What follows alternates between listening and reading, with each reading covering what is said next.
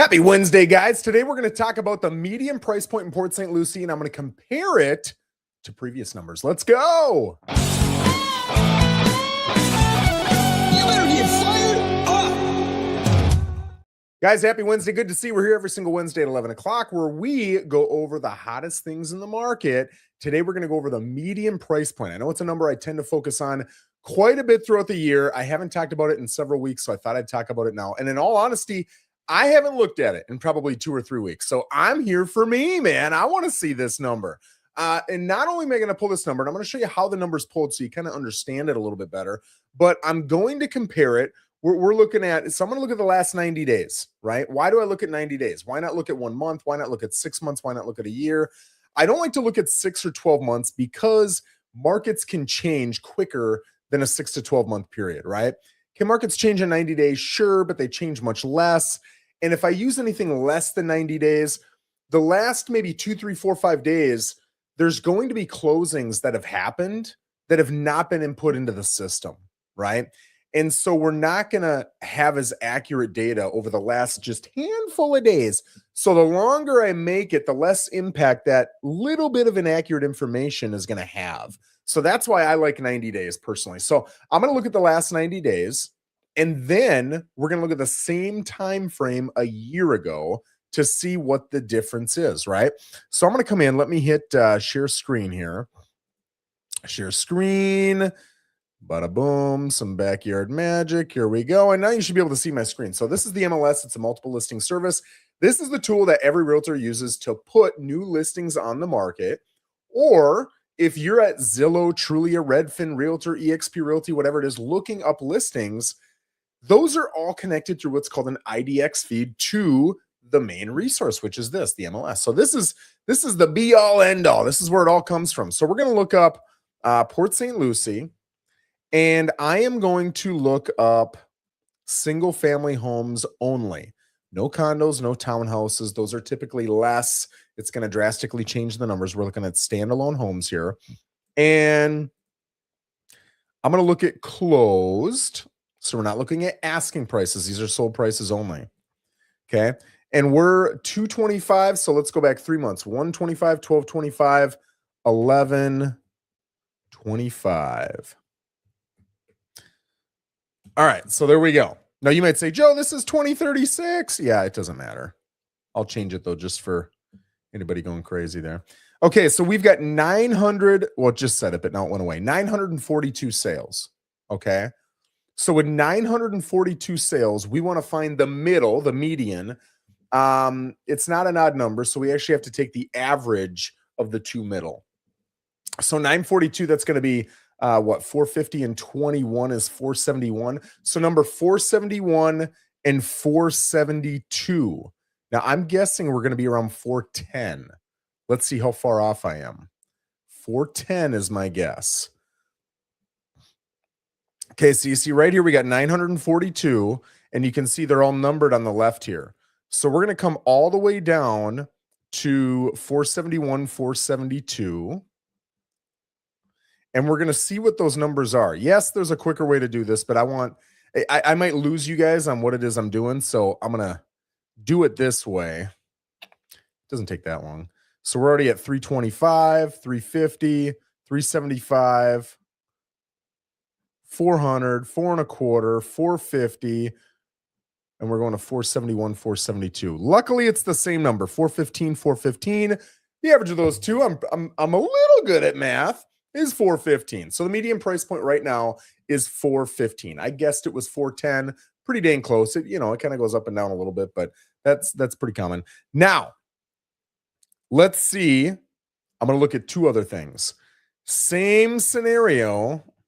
We had 942 sales, but we're going to do a year prior. You can see we had 963 sales. So sales are almost identical, especially if you remember that I just said the last couple days data hasn't been input yet. Once it is, it's probably going to be almost identical. So the amount of sales we saw 12 months ago, that 90-day span versus the 90-day span we just went through, almost virtually the same. However, let's take a look at what the median price point looks like. 963, that's going to be 450 plus 30 is 480, plus 2, 482. So we got to go find the 482nd listing, priced high to low, and 482 is going to be our median price point. I think it's going to be close, but I think it's going to be a little bit higher, maybe 417 to 420. We'll see. What did I say? 482? I think it's 482. 450, 480. Yeah, 482. We're almost there. We're at 450, 475. Here's 42. It is 418. I said 417 to 420. So that's a pretty good guess. So you can see prices have come down $8,000, median prices, over the last 12 months. So when I take $8,000, I mean, I know this is going to be about 1.8, 1.9%, but 8 divided by, it was at 418. That's 1.9%. So prices have come down 1.9%. Big deal, little deal? I mean, I'll let you decide. Typically, markets are going to go up 3, 4, 5% on a given year. Now, the last handful of years, it's been 20, 30, 40, 50%. It's been crazy, right? But usually you're going to see it kind of go up with inflation, maybe a hair more. Rates kind of play into that too, because that affects affordability, and average incomes will affect that, because that affords your ability to buy, your purchasing power. But you can see 418 to 410, not a major difference, but a little bit of a difference. And the difference is down. So what I'm seeing right now is I'm getting a lot of phone calls from sellers. 2, 3, 4 years ago, it was a fun conversation. Hey, your homes were 450. Oh my gosh, really? We bought it for 350. Woo, this can be a big paycheck, right? Now I'm saying, hey, your homes were 450. And people are saying, well, I bought it for 445 and I bought it a year or two ago, and I'm going to have to pay you a commission, and then the buyer's agent a commission, and then closing costs. And there's some other things that, included in a negotiation that you might have to pay for, like title, maybe estoppels, right? Through your HOA. So now I'm going to be $30,000, $40,000, $50,000 upside down. I can't do that. And my answer to that is always, it's tough, but you're right. Right. So what is Uncle Joe giving you as a recommendation? If you are in a house, or you're considering buying a house, you should always assume that the market is going to take you 3, 4, 5 years, maybe 3, maybe 5, definitely not 1 or 2. That is not normal, for you to build in enough equity to be able to sell and actually get a check at closing instead of bringing a check, right? So if it goes up 3% a year, that means in 2 years it goes up roughly 6%, and 3 years it goes up roughly 9%. That's not crazy. That's pretty normal. We're not used to normal. We haven't seen normal in a long time. So for us, normal is not normal. It's abnormal. But houses going up 3, 4, 5% a year is pretty typical on average. So when you see it go up 3%, and then another year 3%, and then another year 3%, you're up roughly 9%. It's a little more because you're going to make 3% on your 3%, but I don't want to get too nerdy here. So you're up 9%. Well, here's the thing. If you're paying a common commission that I see on the list side, 3%, and a common commission that I see on the buy side is 3%, that's 6%. And then closing costs, I always assume, are right around 1.75%. That's 7.75%. And then if you're in an HOA, you've got some estoppels. Estoppels are usually 250, 300, something like that. If you're in 2 HOAs, like I am here in Bedford Park, I fall under Bedford Park. I also fall under tradition. I might have 2 estoppels. And then there's also, I believe it's page 3 or 4 of your contract, states who pays for title. Well, there's another approximately $600 per 100 grand. So if you're looking at a normal, I mean, we just said median price is 410, so let's take 400 grand. You're looking at $2,400, right? And that's another, I mean, that's a little over 0.5%. So you were at 7.75. So you're at like 8.25%, 8.5% in costs to close. And that's not including the fact that if you sell earlier in the year, you're going to have to pay a credit to the buyer, because they're going to eventually have to pay taxes at the end of the year. You got to cover that portion that you lived there. So the more throughout the, I said earlier in the year, but really anywhere throughout the year before taxes are paid, if you close June 30th, that's exactly half the year, and your taxes are 10 grand, you're gonna have to pay another 5 grand to the buyer to cover the $10,000 tax bill he's gonna get, but he should only be responsible for half because he only lived there for half. So you got to pay him for that. So when you add all that up, if you get a 3% increase per year over 3 years, you're kind of breaking even at the 3 year mark. Now, that's not 100% true because you're also paying down your mortgage, right? So as you're paying down your mortgage, you're going to build up equity there too. And I'll tell you, my mortgage, just to share, well, let's look up an exact mortgage just so you guys can see. I'm going to look it up right now. I'm not going to, well, why wouldn't I share screen? Let's share screen again so you guys can see what I'm doing here. But I'm going to look up a typical mortgage and so you can see how much you're actually paying down. I mean, I just had a guy who had purchased a home. Why am I Googling Google? Mortgage calculator. There we go. Okay. So I just had a guy who bought a home about a year ago on a VA loan. So he 0% down. He paid exactly what it was worth. And I said, well, your home's going to be worth about what it was worth then. I can look, maybe it's plus or minus 10 grand, but it's going to be right there. Right. And he said, well, I just bought it, so I probably don't have any equity. And I said, well, you're not going to be in a great position. That's true. But you have paid down more than I think you've paid. So again, the median price point is 410. Let's look up 410. And let's look up a down payment of 0. Right? So your whole loan is actually 410. What is this? I don't know what that is. And let's say your interest rate is, we'll just go with 6%, typical interest rate right now. Forget property. No, I mean, it really doesn't matter. We're not looking at property tax. That's not what we're worried about. What I'm trying to look at is how much will you pay down in 1 year, your first year. And your first year, you actually pay down the least amount. Because the way it works, I'm going to show you in a second here. Let's go calculate. So it's a $410,000 loan. So you can see this is 30 years. Is it 1, 2, 3, 4, 5, 6, 7, 8, 9, 10? My gosh, it is. It doesn't look like 30 years. So you can see this line right here, right? The dark blue on the bottom, the light blue on the top. That line goes up. What that is the dark blue on the bottom is the portion of your payment. So your payment on a $410,000 loan at 6%.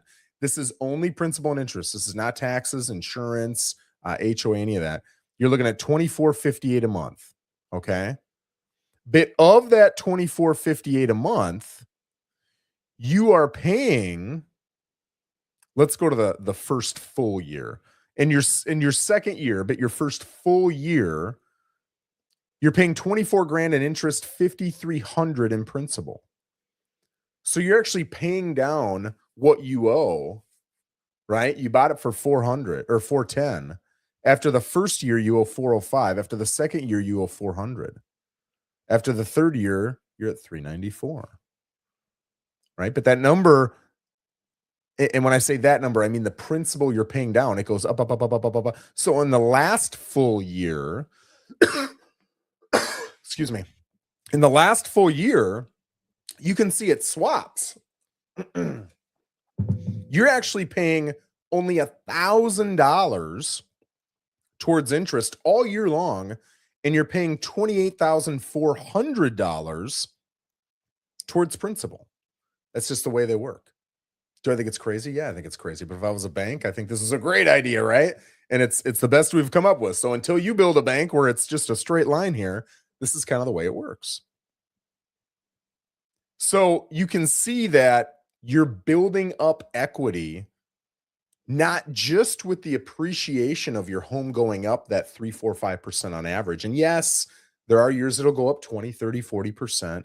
And yes, there are years it'll come down 5, 10%. Coming down more than that is pretty crazy. It's not normal.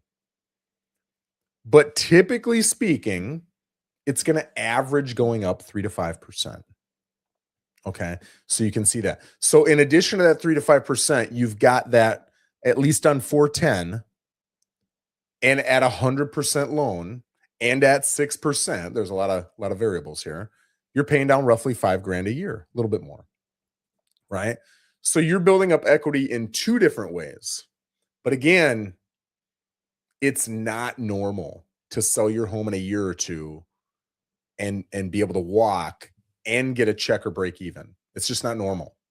Can it happen? Yes. And we saw it happen the last handful of years. It's not normal. If you sat down with me and said, Joe, I want to buy a home with you, let's go look at homes, I'd say, great. Let's talk about your plans. What are you doing? Well, we're going to live here, but we're actually going to move closer to our parents in 2 years. They're in Alaska, but they're going to move back to Texas. And we don't want to live in Alaska, but we will live in Texas. So we're going to sell in 18 months and then we're going to go live there. Okay. So you're not going to rent it out? No, my God, we don't want to be landlords. We're going to sell it. Okay. Then I highly recommend you rent, because if you buy, the odds of you seeing enough appreciation, it's a fixed amount, the amount you're going to pay down on your mortgage, right? The part that's not fixed that we're hoping and praying for, unless you're a buyer, then you're hoping and praying for the opposite. But if you're a seller, is that prices go up enough where I'm able to sell it and walk even, or actually with a check. The odds of that happening are way less than 50%, right? You've got to wait 3, 4, 5 years. And that's on average, not in every situation. If you're waiting 4 or 5 years, though, in most scenarios, you're going to be able to sell and break even or walk with a little bit of money. A greater than 50% and much more than 50%. But for anybody looking at a year or two, it's going to be tough. Now, does death happen? Do divorces happen? Do job changes happen? Yeah, all those things happen, unquestionably.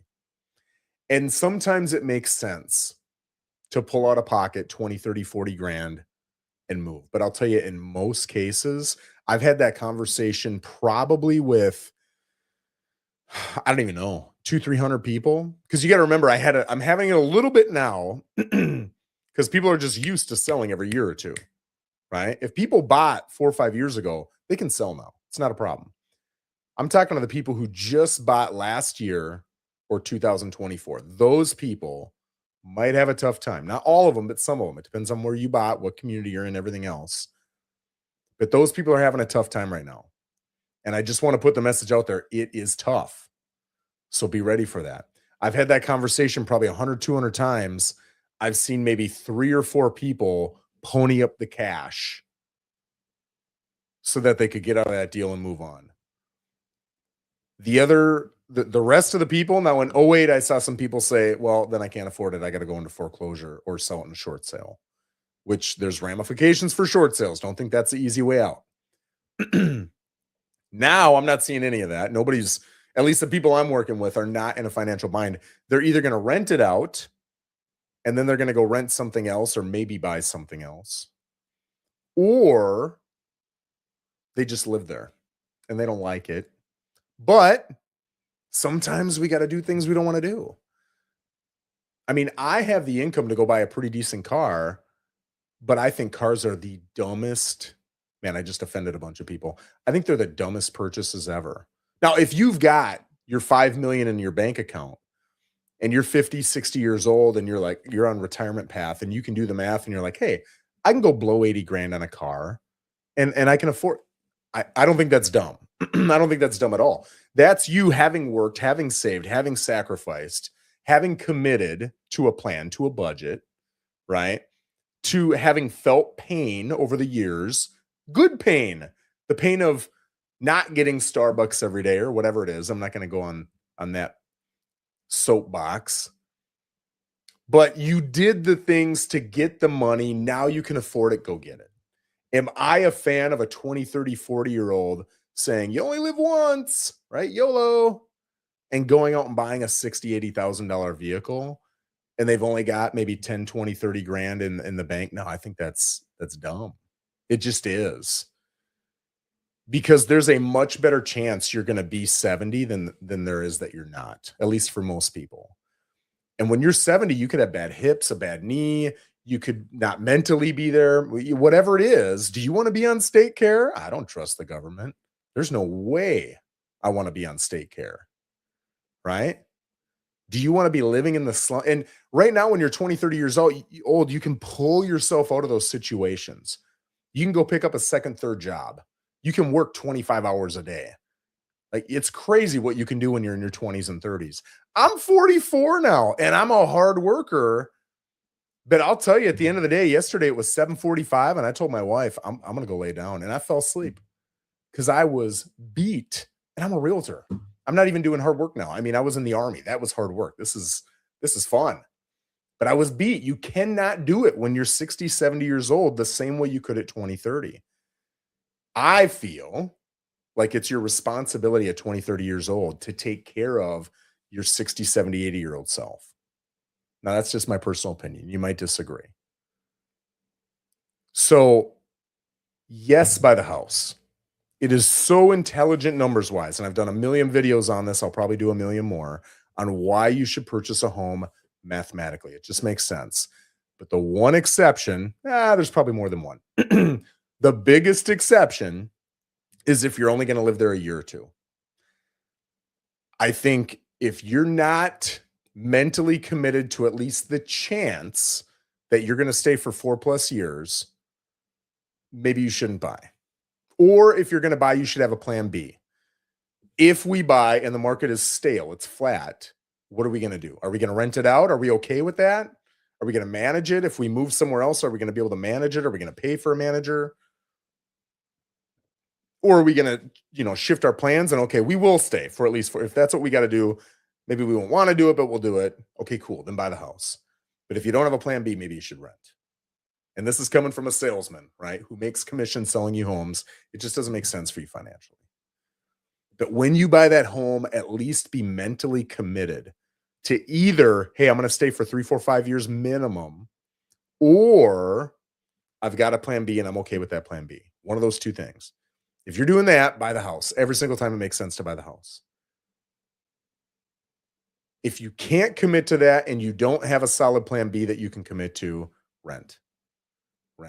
Because there's a chance, like in 2020, 2021, 2022, you'll make out, right? You'll only live there for a year or two and you'll make 40, 50, 60 grand. There's a chance, but the odds are against you, right? And I want to see you guys win. So buy, have a plan B, commit to 3, 4, 5+ years. If you can't, I suggest renting. Guys, thanks for letting me talk on my soapbox here. Hopefully this rang true with some people, right? You heard some things that you liked. Maybe it changed some plans. I hope so. I want to see you guys getting financially stronger. And your wealth is a lot of things. I focus on real estate, but it's saving in your 401ks, your IRAs, getting the right insurances, setting up trusts, all these different things. If you guys are thinking about these things, I love being around people who are looking to improve. If you ever want to do lunch, coffee, whatever, I'm happy to talk to you about all this. Guys, have an amazing day. Thanks for joining me, and we'll see you next Wednesday.